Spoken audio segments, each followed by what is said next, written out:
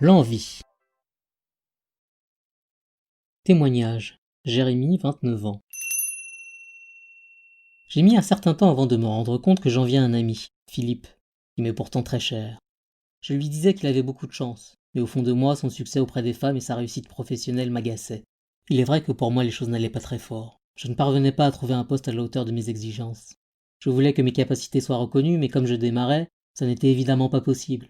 Je devais faire mes preuves. Côté cœur, j'étais toujours seul et je faisais peu de conquêtes. J'étais moins charmant que Philippe, qui séduisait immédiatement les personnes qu'il côtoyait. Sans en avoir vraiment conscience, je me comparais à lui. Et bien sûr, cela n'était pas à mon avantage. J'ai compris que je l'enviais lorsqu'il m'a demandé pourquoi j'étais énervé.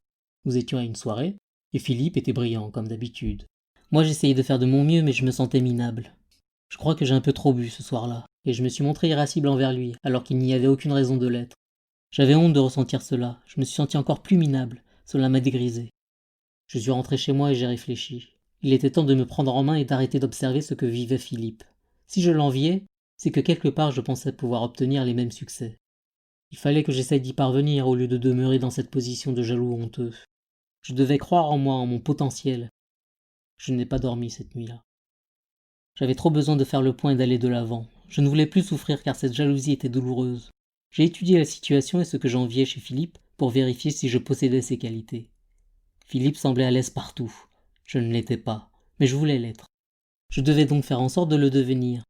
J'ai compris que je devais progresser sur deux aspects, le relationnel et mon estime personnelle.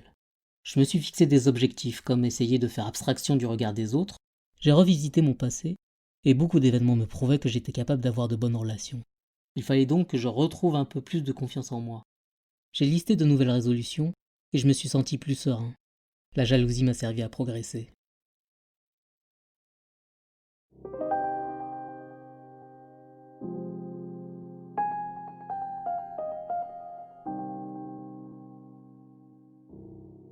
Nous assimilons fréquemment l'envie à la jalousie. Pourtant, ces deux émotions sont différentes. L'envie, nous dit le petit Robert, est un sentiment de tristesse, d'irritation et de haine qui nous anime contre qui possède un bien que nous n'avons pas. L'envie nous fait croire que notre situation serait meilleure si nous avions ce que l'autre détient. La jalousie, par contre, c'est vouloir conserver ce qui nous appartient ou que nous croyons nous appartenir. La jalousie est liée à l'amour, et elle implique trois personnes. Le jaloux craint, par exemple, qu'un autre ne lui enlève sa bien-aimée.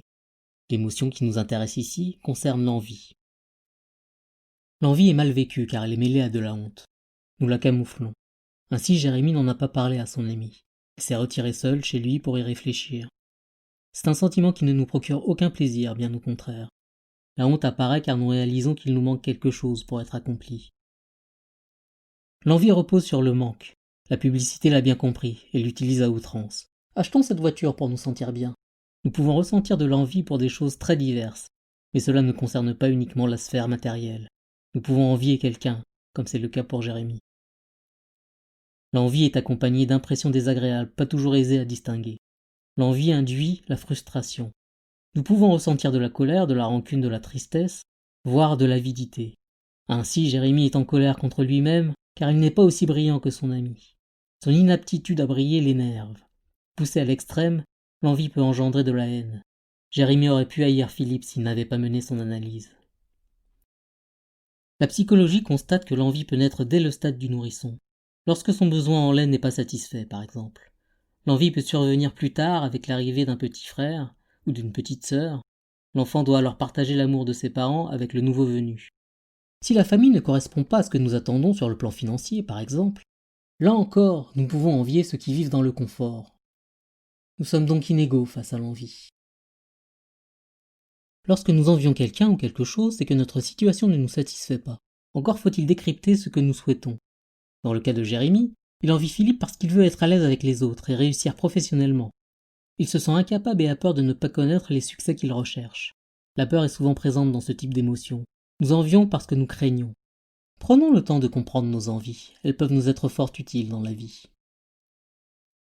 Observons nos envies. Par exemple, nous envions telle personne parce qu'elle réussit dans telle discipline.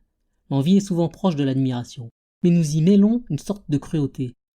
Si la personne que nous envions connaît un insuccès, nous sommes ravis. C'est assez malsain. Mais il faut admettre que nous ne sommes pas toujours des anges. Par contre, il n'est pas souhaitable d'entretenir de tels sentiments. Cherchons plutôt à voir pourquoi nous réagissons ainsi. Ne serait-ce pas parce que nous sommes doués pour la même discipline ? Pour nous libérer de nos envies, il faut agir. Une fois que nous en avons pris conscience, examinons comment faire pour sortir de ce cycle infernal et réussir à nous assumer. Apprenons à canaliser cette énergie nuisible pour la transformer dans notre propre intérêt. Qui envions-nous ? Pourquoi ? Quelle action devons-nous entreprendre ?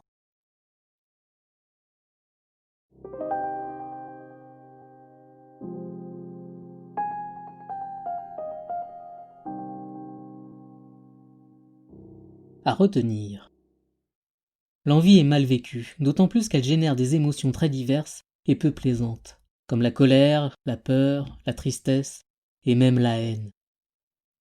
C'est parce que quelque chose nous manque que nous envions quelqu'un ou quelque chose. L'envie prend naissance à partir d'une insatisfaction.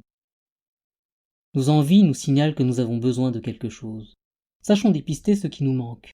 Étudions nos réactions et nos ressentis.